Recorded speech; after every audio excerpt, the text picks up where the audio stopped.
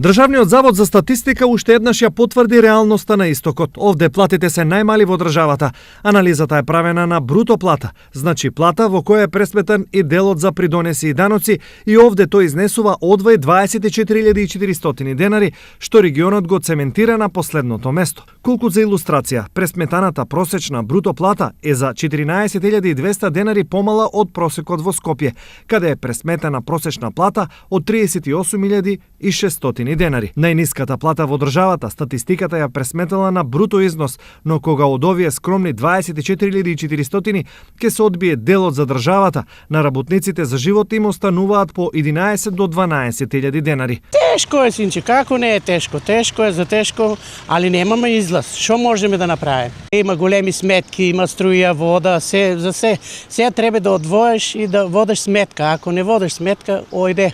Тешко се излева на крај. Тешко. Вој ќе биде аветински град еден ден, да знаете. Празен. Тешко се живее. Ова е тесно поврзано со стопанската структура на регионот, каде доминираат текстилната и кожарската индустрија. Ниско акумулативна гранка која само вработува работна сила и повеќе има социјални, да речеме, аспекти на работењето отколку чисто економски. Зголемувањето на платата во текстилството и кожарството е нешто за што одамна се дебатира, но истото е директно зависно од работодавачите. Што тие мислат за оваа работа? Ние само со зголемена продуктивност може да зголемиме таа плата. Инаку, светскиот пазар нема да ни дозволи на нас 400 и 500 евра нето плата во текстилот, ако не ја зголемиме продуктивноста. Во тој случај единствено што ни останува е да ги затвориме фабриките. Инаку, за разлика од кај нас, бруто платите во сите останати региони се повисоки.